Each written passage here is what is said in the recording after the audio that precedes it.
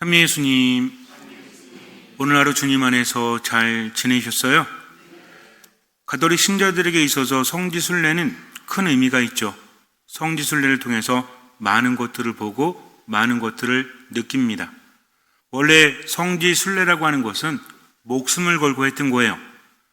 옛날에는 성지순례를 어떤 사람들이 하냐 하면 어떤 큰 죄를 짓거나 인생에 대해서 돌아볼 때 내가 이렇게 살면 안 되겠다, 새로운 삶을 살아야 되겠다 하면서 사제에게 가서 고해성사를 봅니다.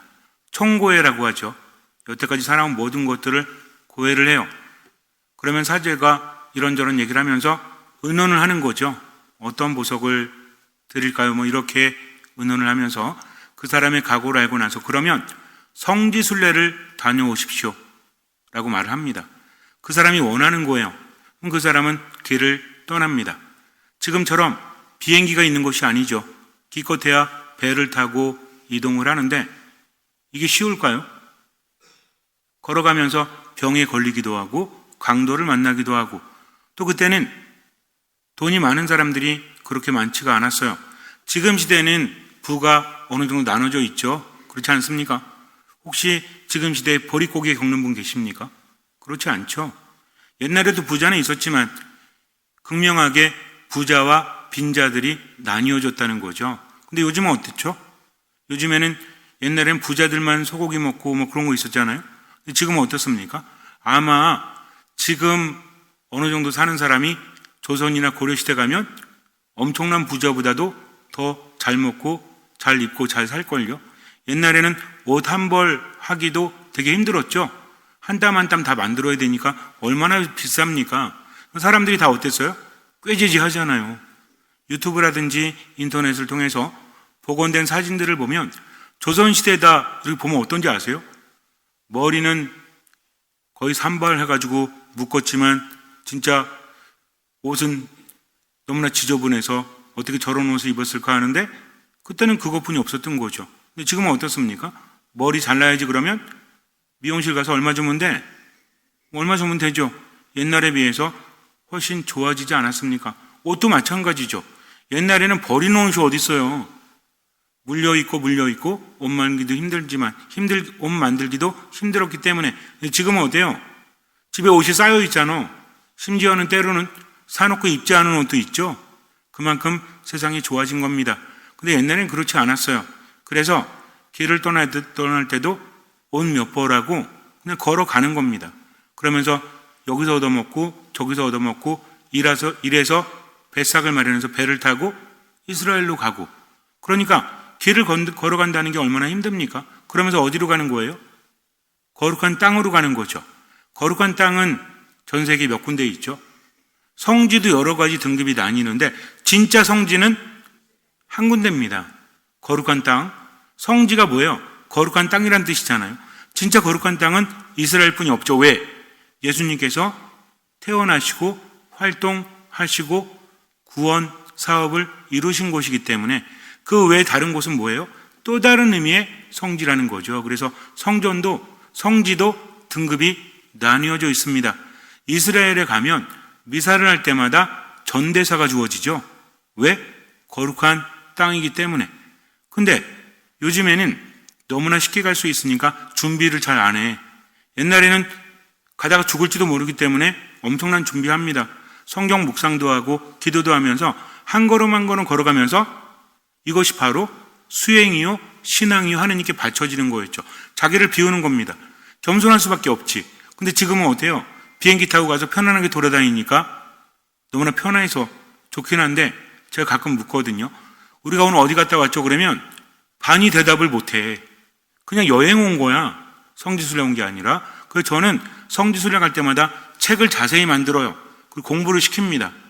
이걸 보고 여기가 어딘지 알아야만 뜻있는 성지순례를 할 수 있기 때문에 여러분 마찬가지입니다.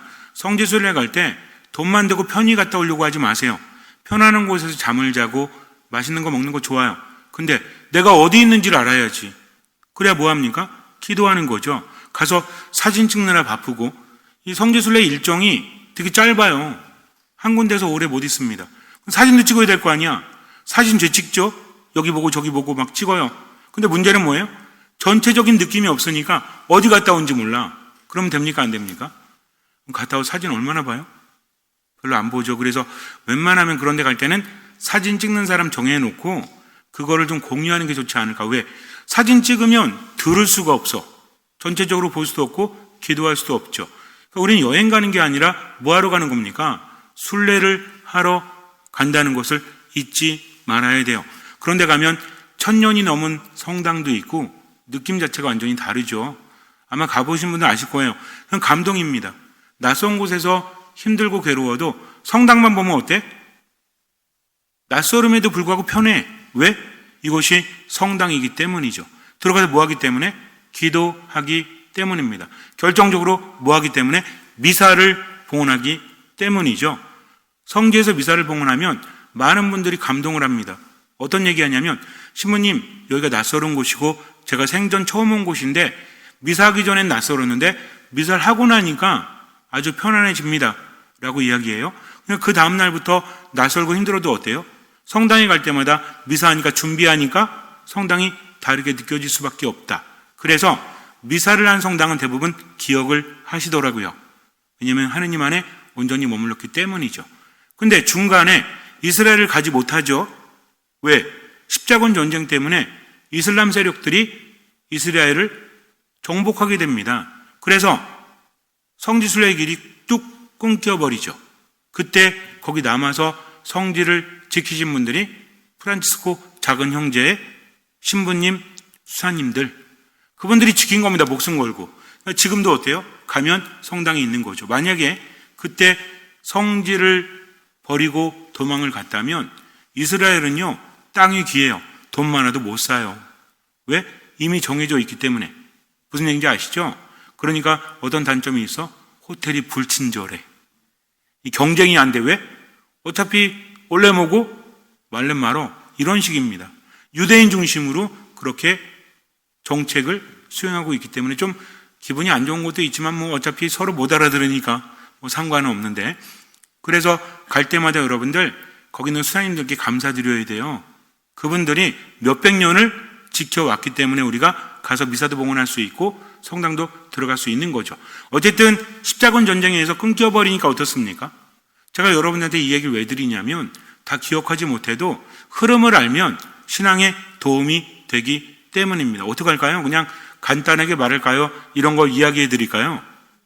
이렇게 물으면 이야기해 달라고 하지. 그러니까 부담 갖지 말고 질문 안 할 테니까. 질문은 중요한 것만 합니다.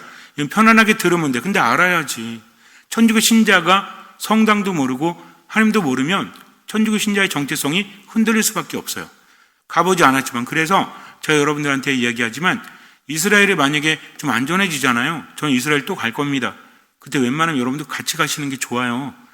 돈 모았다가 나중에 죽을 때 갖고 갈 것도 아닌데. 그래서 이게 성지순례는 빨리 가야 돼. 왠지 아세요?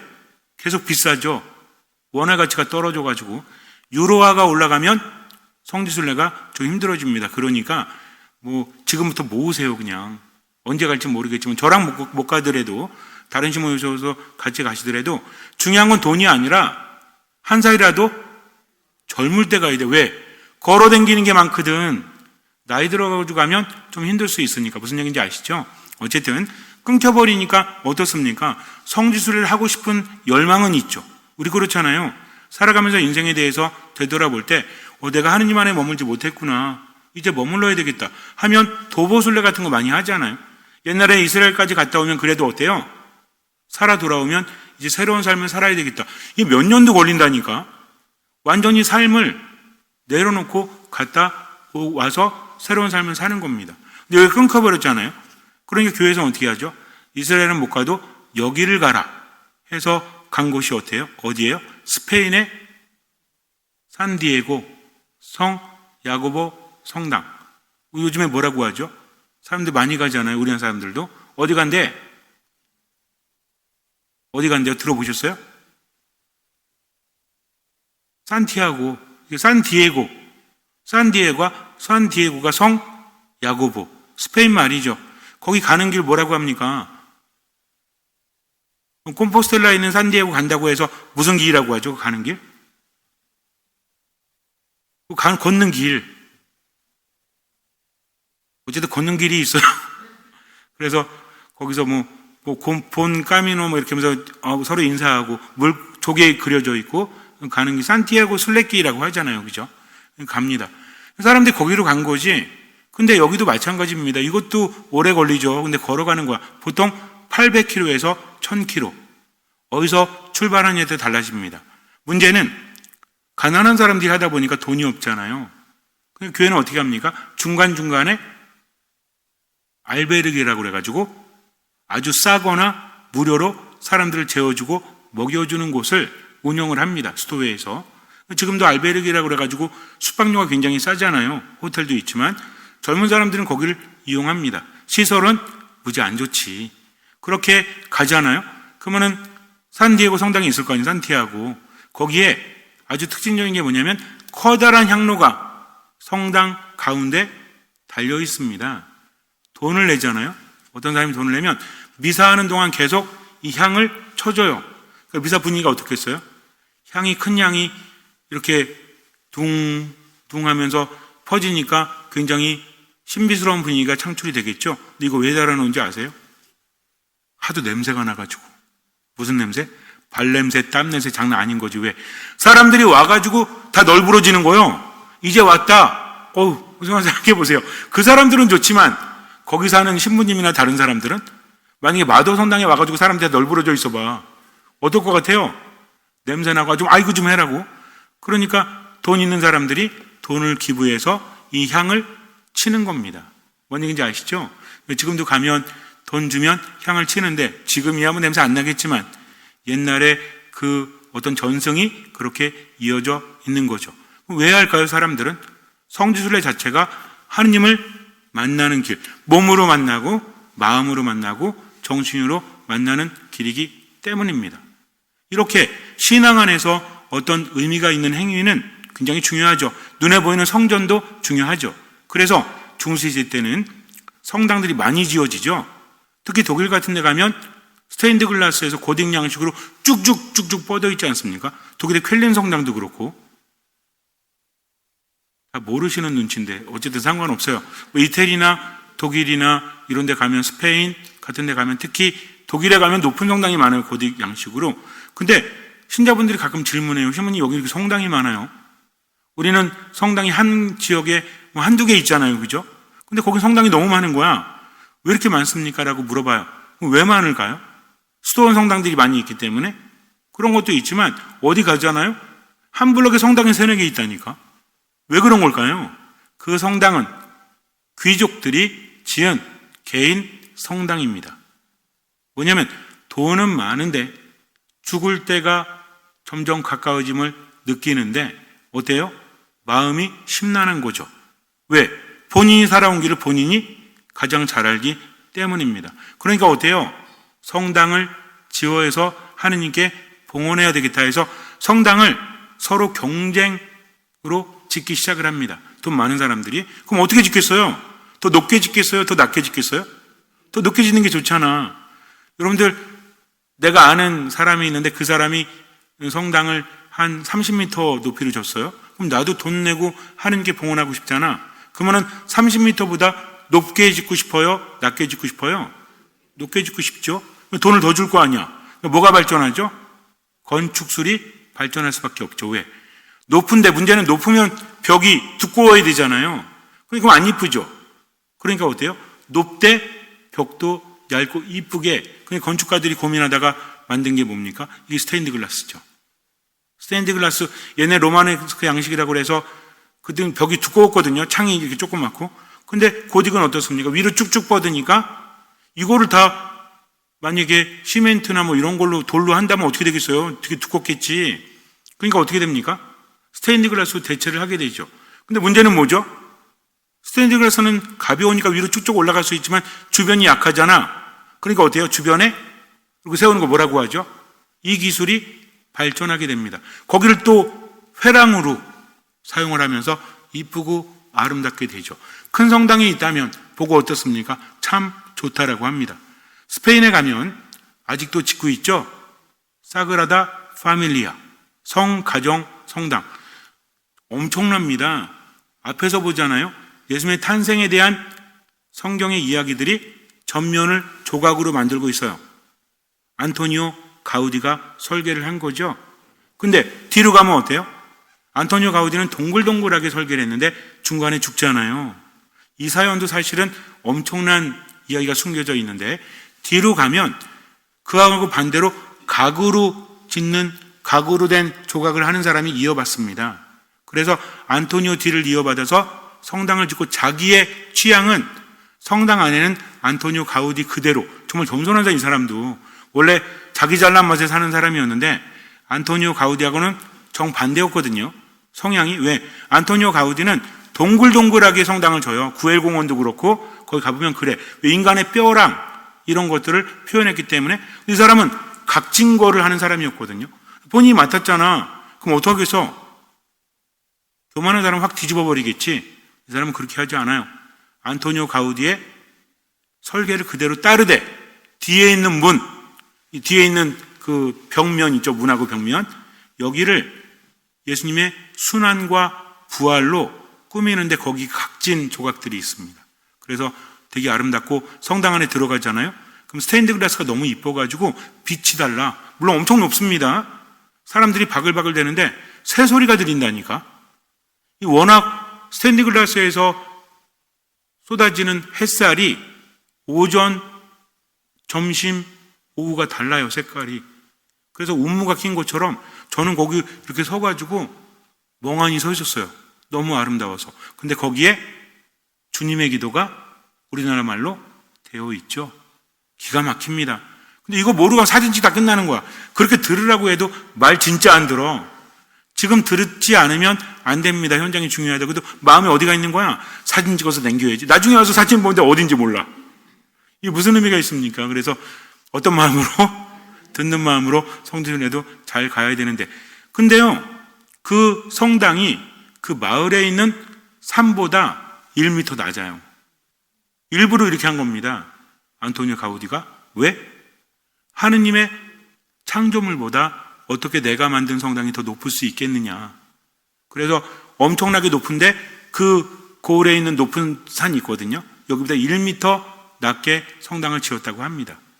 여러분들 유럽에 가면요, 지금도 뭐 그렇겠죠. 당연히 옛날에 마을을 형성할 때 2개를 짓는다고 했죠. 마을 형성하기 전에 가장 높은 곳에 성당을 짓습니다. 가장 넓은 곳에 광장을 세웁니다. 그래서 광장 문화, 토론 문화가 많이 발전했고, 지금도요, 유럽에 가면 버스 타고 가다 보면 제일 높은 데 뭐가 있어? 성당이 있어요. 왜? 하느님의 집이기 때문입니다. 그럼 마을 사람들이 어딜 볼까요? 힘들고 괴롭고 이럴 때도 어딜 봐? 성당을 보는 거지. 삼종을 알리는 종이 치죠. 옛날에는 제가 다니는 성당도 종을 쳤어요. 북수동 성당. 시간 되면 땡땡 그러면 서가지고 어때? 성화 긋고 삼종기도 했죠. 지금 종 치면 신고 들어가. 근데 유럽은 지금도 종 치는 데가 많아요. 우리나라 사람들은 그냥 툭 하면 신고요. 그거 뭐 엄청나게 시끄러운 소리도 아닌데 좀 아쉽지 않습니까? 여기도 종탑이 있는데 종탑이 어때? 헛종탑이잖아. 여기 종이 있어가지고 그 시간에 치면 얼마나 아름다울까요? 좀 아쉽긴 한데. 지금 남양 성모성지 가면 종소리 들리죠? 그 넓으니까 되게 아름답지 않습니까? 종으로 도레미파 솔라시도를 표현하고 있잖아요. 시간 되면 한번 가보세요. 진짜 아름답습니다. 무슨 얘기냐면 사람들이 힘들고 괴로울 때도 성당을 바라보면서 하느님이 계신 곳 이러면서 힘이 되었다는 거죠. 이스라엘 백성들이 광야를 헤맬 때도 뭘 보면서 힘을 냈죠? 낮에는 구름 기둥, 밤에는 불 기둥. 이거 보고도 힘이 나지만 그게 멈추면 천막을 치죠? 거기에 뭐가 있어요? 하느님의 장막이 있어서 약속의 기가 모셔져 있으니까 누구든 하느님을 만날 수 있었다. 즉 광야라는 척박한 곳에서 하느님께서 우리와 함께 살고 계시는구나. 이 얼마나 힘이 됐을까요? 이게 신앙의 중심이라는 거죠. 근데 그러다가 이스라엘 백성들이 정착을 하게 되죠. 가나안 땅에 들어가서 정착을 합니다. 원래는 유목생활 했다고 그랬죠. 이것도 여러분들이 기억하셔야 됩니다. 제가 어제도 그런 말씀 드렸지만 유목생활 하다가 농경생활로 접어들면서 이제 점점 인구도 불어나게 되는데 문제는 뭐죠? 주변에서 적들이 많이 쳐들어오니까 얼마나 힘들어요. 우리나라는 위로 중국, 아래는 일본뿐이 없지만 거기는 주변에 얼마나 많아. 그러니까 맨날 전쟁하는 거죠. 그러니까 어때요? 힘들죠. 그럴 때마다 누굴 의지합니까? 하느님을 의지합니다. 그러다가 이제 왕정 시대에 접어들면서 첫 번째 왕이 누구였죠? 사울이었죠. 두 번째 왕이 누구였죠? 세 명만 알아두세요. 세 명만 알아두세요. 자, 사울, 다윗, 솔로몬, 사다솔. 그건 사다솔만 외우세요. 어차피 다윗과 솔로몬은 알잖아. 이거 모르면 좀 심한 거고.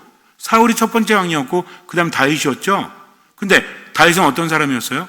하느님만 바라보면서 살아가는 사람이었죠. 죄는 많지만 그래도 회개하는 사람이었잖아요. 근데 다윗이 뭘 바랬냐면 나는 이렇게 좋은 궁궐에서 살고 있는데 하느님은 장막에 서 계시니까 마음이 아프다. 내가 하느님께 성전을 지어드렸으면 좋겠다. 그랬더니 하느님께서 그래 다윗아 네가 나를 위하는구나. 허락하십니까? 허락하지 않으십니다. 너는 많은 피를 흘렸다. 전쟁하면서 많은 사람들 죽였잖아요. 그러니까 내 집을 지을 자격이 없다. 라고 하십니다. 다윗은요, 하나님의 성전을 짓기 위해서 돈을 모아요. 자재를 모아놓습니다. 그리고 설계까지도 어느 정도 해놓아요. 그러나 허락되지 않습니다. 그런데 누구 때 돼서? 솔로몬 때가 돼서 솔로몬은 피를 흘리지 않죠. 세종대왕이 왜 그렇게 많은 일을 할 수 있었을까요? 똑똑했죠.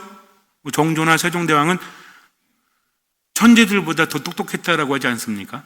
그런데 세종대왕이 그렇게 엄청난 일을 할 수 있었던 것은 아버지가 있었기 때문이죠. 아버지가 어떻게 했어요? 다 죽였잖아. 세종대왕, 장인까지, 심원 선생까지. 그렇죠? 그렇지 않습니까? 그러니까 세종대왕은 뭐예요?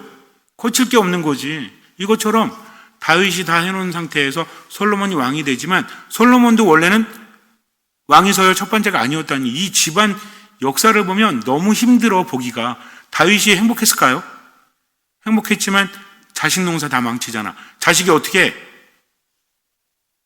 서로 죽이고 이복 여동생을 욕보이고 그것 때문에 이복 여동생의 친오빠가 또 죽여버리고 이걸 보면서 어떻습니까? 다윗은 미칠 것 같았을 거예요. 왜 내가 죄를 많이 줘가지고 자식 때 이거 자식이 서로 혈육 상잔을 하고 그 다음에 서로 정말 해서는 안 될 짓을 하면 부모 마음은 어떨까요? 되게 힘들었겠지. 이게 다윗은 어쨌든 하나님의 성전을 지을 자격이 없습니다. 솔로몬이 되어서야 성전을 짓게 되지요. 이때부터 중요한데 성전을 짓고 나서 어땠을까요? 이스라엘 백성들은 어디를 바라보면서? 성전을 바라보면서 외로워도 슬퍼도 나는 안 울어 참고 또 참지 울긴 왜 울어. 내 이름은 캔디? 뭐 이런 거 말고 성전을 보면서 힘을 얻었겠죠. 성전이라는 곳은 하느님이 계신 곳이기 때문입니다. 얼마나 화려했을까요? 얼마나 아름다웠을까요? 그러니까 성전 보고자 수많은 사람들이 몰려들었겠죠. 그래서 이스라엘의 남자들은 예루살렘에 가서 성전을 꼭 봐야 합니다. 그래서 예수님도 성전에 자주 가셨잖아요. 이거 솔로몬이 지었죠? 이게 언제냐면 기원전 10세기경으로 보시면 돼요. 이때부터 500년 단위로 보시면 돼요. 첫 번째 성전이 기원전 10세기. 이거 몰라도 돼. 어쨌든 기원전 10세기. 그러니까는 예수님 태어나기 몇 년 정도 전에, 한 1000년 정도 전에 이게 세워진 겁니다. 누구에 의해서? 솔로몬에 의해서. 그래서 이스라엘 백성들이 아까도 말씀드렸지만 성전을 바라보고 힘을 얻었죠. 적 쳐들어오면 어때? 누가 함께 하시면? 하느님께서 함께 하시면. 근데 우리가 전쟁에 졌어. 그럼 뭐예요? 하느님 안에 머물지 못했구나. 삶의 중심에 하느님이 계셨다는 겁니다. 이거 대단한 겁니다. 성당은요, 아름답게 져야 돼요. 성당은 기도할 수 있는 곳이 돼야 됩니다. 제가 안타까운 게 뭔지 아세요? 어떤 성당에 가면 성당에서 막 떠들고 하느님의 집인데 그럼 분위기가 안 좋아. 근데 유럽 같은 데 가서 떠들려고 해도 안 떠들어. 이미 성당 분위기 자체가 완전히 다르기 때문입니다. 성당은 뭐 하는 곳이에요? 기도하는 곳이요. 하느님이 계신 곳이죠. 지금 성전에도 성체가 모셔져 있잖아요. 함부로 떠들면 돼요, 안 돼요? 안 되죠. 우리는 몸가짐, 마음가짐을 잘 해야 되는 겁니다. 그래야만 성당을 볼 때도 힘이 생기는 거죠. 어쨌든 그랬어요. 그런데 사람들은 이 성전이 무너질 줄은 꿈에도 생각을 못합니다. 그러다가 바빌론이 쳐들어와서 성전을 무너뜨려요. 그리고 이스라엘의 지배층들, 지식인들, 재산가들 다 잡아갑니다. 이게 유배 생활이죠. 그러다가 고레스 칙령이 내려오고 나중에 이제 바빌론을 페르시아가, 이것도 말하면 되게 복잡하거든요. 간단히만 말씀드릴게요. 바빌론이 지배하다가 누가? 페르시아가 여기를 또 바빌론을 잡아먹습니다. 이때 나오는 게 오늘 일독서에 들은 다니엘. 다니엘은 바빌론부터 페르시아까지 고위직 관리를 합니다. 하나님의 은총으로 꿈도 해몽하고, 그리고 어때요? 예언도 하고 이런 거죠. 그리고 다니엘은 하나님의 기적을 일으키기도 하고, 그리고 연관이 돼 있는 겁니다. 근데 고레스가 이제 돌아가라 하고 풀어줍니다. 근데 이것도 하나님께서 그 마음을 움직이셨다고 했죠. 그들이 돌아와요. 뭐 할까요? 우리 집도 줘야 되지만 뭐부터 줘야 되겠다? 하나님의 성전을. 왜? 사람들이 지금 전쟁 때문에 500년이 흘렀잖아요. 성전 무너져 버렸잖아. 그리고 성전이 무너진 몇십 년 만에 다시 짓기 시작합니다. 이때 주룹바벨이라는 사람이 유대인들과 함께 성전을 다시 재건하기 시작하는데 화려하게 지을 수 있을까요? 화려하게 못 짓겠지. 어떻게 화려하게 져요? 왜? 돈도 없잖아. 그나마 그냥 구색 갖추냐고 아주 화려하진 않지만 조그맣게 성전을 짓습니다. 그리고 500년 정도가 더 흘러요. 자, 이때 어떤 사람이 등장하냐면 되게 잘생겼어. 능력도 많아. 아버지가 대단한 부자예요. 근데 돈이 많으니까 뭐 하고 싶어? 정치하고 싶지. 근데 문제는 뭐였냐면 정통 유대인 혈통이 아닌데 어쨌든 로비를 잘해가지고 로마한테 잘 보여가지고 자기 아들을 이스라엘의 왕으로 만들어 버립니다. 이 사람도 대단했어요. 젊을 때는. 근데 이 사람이 늘 생각하는 게 뭐냐면 유대인들은 진짜 지독해요. 메시아는 순수 유대인 혈통에서 나와야 합니다. 그러니까 마태복음에서 누구는 누구를 낳고 누구는 누구를 낳고 요즘에 족보를 말하고 있지 않습니까? 12지파에서 나와야 되는데 이 사람은 12지파의 한 사람이 아니야. 그래서 이 사람이 어떤 생각을 하냐면 정치를 잘해야 되겠다 해가지고 예루살렘을 바꿔놓습니다. 관계시설, 뭐 수로도 만들고 진짜 뭐 엄청나게 진짜 이스라엘 역사 안에서 다윗보다 더 대단한 일을 이 사람은 해요. 근데 그래도 사람들이 꿈쩍을 안 해. 아무리 열심히 해도 알아주질 않아요. 그래서 어떤 걸 하냐면 성전을 다시 줘야 되겠다. 이 성전은 너무 초라해. 이스라엘 백성들은 성전을 되게 좋아하죠. 그러니까 말합니다. 여러분, 성전이 너무 초라하지 않습니까? 여러분들은 좋은 집에 살면서 하느님은 이런 데 계시면 안 되죠. 내가 성전을 짓겠습니다. 성전 누가 졌다고 그랬죠? 솔로몬이 졌다고 그랬죠? 다윗도 허락받지 못했다고 그랬죠? 근데 주룹바벨이 와가지고 유대인들과 함께 좀 화려하지 않게 조그맣게 져놨죠? 그러니까 뭐 하는 겁니까? 백성들의 환심을 얻기 위해서 성전을 다 무너뜨려 버려요. 왜? 새로 짓기 위해서. 그리고 화려하게 짓습니다. 이게 예수님 시대까지도 계속 짓고 있었죠. 거의 예수님 시대에 이제 거의 완공이 되는데 그 사람이 누구예요? 성전을 지은 사람? 이거 모르실 수 없어요. 근데 왕이 누구요? 누구요? 왜 자신 있게 말해도 되는데? 왕이 누구예요? 헤로데가 진 겁니다, 그거를. 이 사람 정말 대단한 사람이에요. 인간적으로 보면 생긴 거는 거의 우리나라 최고의 미남 배우 누구 있죠? 신성일? 너무 오래전인가? 어쨌든 엄청난 사람이었다니까. 똑똑해요 진짜. 클레오파트라하고도 인연을 맺고 아무 장난 아닙니다 이 사람이. 그런 사람이 로마하고도 관계를 좋게 유지하고 정치술도 굉장히 뛰어났고 지혜도 많았죠. 근데 컴플렉스 뭐? 나는 정통 유대인이 아니다. 근데 나이가 들다 보니까 고집도 세지고 점점 어때요? 궁예처럼 나중에는 미쳐버려요. 부인도 죽이고 자식도 죽여요. 그것 때문에. 동방박사 만난 사건이 있잖아요. 이 사람 헤로데 대왕이죠. 그리고 그 다음에 나오는 헤로데는 세례자 요한 죽인 헤로데는 그 세 아들 중에 하나고. 근데 너무 복잡해지면 이해하기 힘드니까 어쨌든 왜 성전을 짓기 시작한지 알겠죠. 백성들의 한심을 얻기 위해서. 사람들은 그 성전을 보면서 어땠을까요? 대단하다. 근데 예수님 뭐라고 하십니까? 사람들이 와서 당신이 메시아라면 표징을 보여주십시오. 그랬더니 뭐라고 하세요? 이 성전을 허물어라. 내가 사흘 만에 다시 짓겠다. 뭔 소리요? 46년 동안이나 짓고 있는데 이거를 다시 한다고? 자, 성전은 하느님이 계신 곳입니다. 아무리 화려해도 하느님이 계시지 않으면 성전은 무너져 버린다는 거죠. 근데 사람들은 눈에 보이는 것에 집착해서 성전이 있잖아, 하느님이 계시잖아 하면서 집착하다 보니까 누굴 알아보지 못해요? 하느님을 알아보지 못하죠. 그러니까 예수님이 어떻게 하세요? 예루살렘 들어가시면서 눈물 흘리시죠. 다 무너질 거다. 안타까운 겁니다. 왜? 알아보지 못했으니까. 하나님의 때를 알아보지 못하고 하느님을 알아보지 못했기 때문입니다. 그래서 예수님께서는 말씀하시는 거예요. 성전이 아름다운 돌과 자원 예물로 꾸며졌다고 이야기하자 예수님께서 뭐라고 하십니까? 너희가 보고 있는 저것들, 니네들은 절대로 무너지지 않는다. 하느님께서 계시니까 하면서 스스로 위로받고 믿고 있는 저것들이 돌 하나도 다른 돌 위에 남아있지 않고 다 허물어질 때가 올 것이다 라고 말씀하시는 겁니다. 언제 그런 일이 나타나겠습니까? 어떤 표징이 나타나겠습니까?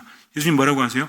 속는 일이 없도록 해라. 눈에 보이는 게 무너진다고 할지라도 걱정하지 마라. 내가 함께하니까. 하느님은 저 건물에만 계신 것이 아니라 바로 너희 가운데 있다. 어떤 사람은 예수님을 믿고 그분의 말씀을 듣고 따르는 사람은, 예수님 안에 머무는 사람은 예수님도 함께 하실 거다. 뭐라고 하십니까? 너희가 내 안에 머무르면, 내 말을 들으면 나와 아버지도 그에게로 가서 그와 함께 살 것이다. 그러니 눈에 보이는 거에 흔들리지 마라 라고 하시는 겁니다. 자, 그렇다면 예수님께서 돌아가실 때 어떻게 됐죠? 성전 휘장이 반으로 쪼개졌죠? 뭔 얘기입니까? 이제 깊숙한 곳에 계신 것이 아니라 우리와 함께 하신다. 성당은 거룩한 곳입니다. 근데 우리가 마음이 거룩하지 않으면 그 안에 아무리 의미를 두고 살려고 한다고 할지라도 무너져 버리고 만다는 거죠. 진짜 중요한 건 뭡니까? 말씀 안에 머물고 미사 안에 머물고 기도 안에 머물고 내 안에 하나님의 자리를 크게 하는 거다. 그래서 문제됩니다. 우리의 양심을 뭐라고 부른다고요? 은밀한 지성소라고 부른다. 지성소가 뭡니까? 성전 안에 가장 중요한 곳, 가장 깊숙한 곳, 하느님이 계신 곳. 그러니까 성당도 거룩하지만 우리 마음도 거룩해져야죠. 우리 양심 안에 하느님 계시려면 어떻게 해야 돼요? 하느님은 내 안에 모셔야 되겠죠. 미사, 말씀, 기도 안에 어떤 마음으로? 듣는 마음으로. 하느님이 사랑하러 가시면 무조건 사랑합니다. 얼마만큼? 할 수 있는 만큼, 또 얼마만큼? 보이는 만큼. 우린 죄가 많아요. 불안합니다. 나이가 들수록 나 이러다가 천국 못 가는 거 아니야? 나 이러다가 하느님께 벌 받는 거 아니야? 라고 하면서도 누구의 뜻대로? 하느님의 뜻대로. 내 생각과 내 기분마저도 하느님께 봉헌하고 지금 하느님의 뜻대로. 자, 보세요. 나는 죄가 많아요. 하느님 안에 머물지 못해요. 그러면서도 선행도 안 하고 시간이 흘러갈 때 그냥 우울해하고 불안해하고 힘들어하고 뭡니까 이게? 내가 죄가 많아도 그분은 어떤 분이에요? 내 죄를 용서해 주시는 분. 진홍색처럼 붉을지라도 눈처럼 해 주시는 분. 천국 가는 건 누구에게 달린 거예요? 예수님의 오른쪽에 있던 성 디스마스, 우도라고 하죠. 이 사람은 강도였죠. 근데 예수님 한 말씀 때문에 천국에 가지 않았습니까? 왜? 그가 할 수 있는 최선이 바로 자기 죄를 고백하고 받아들이고 예수님께 모든 것을 맡겼기 때문에. 우리도 마찬가지입니다. 죄 있죠? 그동안 못 살았죠? 그래도 지금 이 순간 하느님 안에 머물면서 어떻게 산다? 언제나 기뻐하고 끊임없이 기도하고 모든 것에 감사하면서 어떻게 산다? 베풀면서 산다.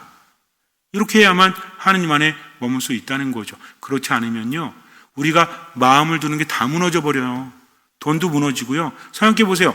나이가 들수록 무너지잖아요. 그죠? 사람은 안 무너집니까? 내가 믿고 의지했던 사람 다 무너져요. 뭐 어디다가 둘 건데? 여당, 야당? 그것도 다 무너져요. 왜 거기 흔들려가지고 자기 삶을 못 살아갑니까? 우리는 무슨 당이다? 천주당이다. 우리는 국힘당도 아니고 우리 민주당도 아닙니다. 우리는 무슨 당이다? 천주당 사람들은 어떤 마음으로? 듣는 마음으로. 그러니까 미사에 나올 때 내가 내 삶의 중심을 어디 두고 있는가 묵상해보고 이제는 누구께로? 하느님께로 둔다. 그러면 다 무너져도 괜찮다. 왜? 하느님께서 함께 하시니까. 예수님 뭐라고 하십니까? 속는 일이 없도록 해라. 불안해하잖아요. 우울해하잖아요. 소가 자꾸 당해. 그럴 필요가 없다는 거죠. 왜? 그분께서 함께 하시기 때문입니다. 뭔 얘기인지 아시죠? 마음이 불안하고 힘들 때는 어떻게 하면 돼? 미사 안에 머물면 돼요. 기도 안에 머물면 돼요. 또 말씀 안에 머물면 돼요. 유튜브에서 괜히 출처도 모를 거 따라가가지고 요새 그런 분들 많습니다. 점점 많아지고 있어. 무슨 가톨릭 교회 무슨 뭐 기적, 신비 이러면서 신부님들이나 수녀님들이 하시는 건 괜찮아요. 왜? 책임을 지니까. 저도 제가 한 말에 책임을 져야 되거든요. 그 사람은 책임집니까? 여러분들 그런데 한번 잘못 이렇게 발들이잖아요. 그럼 마음도 상하고 몸도 상하고 영혼도 상합니다. 그러니까 어디 안에 머물면 돼? 공식적인 교회 안에 머물고 누구 말 잘 들으면 돼? 신부님만 잘 들으면 돼요. 그리고 그렇게 하고 나머지는 맡기면 된다. 아셨죠? 요즘도 위험한 세상입니다. 영혼 홀딱 다 빨리지 말고 그냥 미사 안에 머무세요. 말씀 안에 머물고 기도 안에 머물고 저기 밑에 지방에 기웃거리지 말고 여기에서 하느님이 원하시는 살면 되니까. 아셨죠? 위험한 세상입니다. 잠시 눈을 감으세요. 루카가 전한 거룩한 복음입니다. 그때 몇몇 사람이 성전을 두고 그것이 아름다운 돌과 자원 예물로 꾸며졌다고 이야기하자 예수님께서 이르셨다. 너희가 보고 있는 저것들이 돌 하나도 다른 돌 위에 남아있지 않고 다 허물어질 때가 올 것이다. 그들이 예수님께 물었다. 스승님, 그러면 그런 일이 언제 일어나겠습니까? 또 그 일이 벌어지려고 할 때 어떤 표징이 나타나겠습니까? 예수님께서 이르셨다.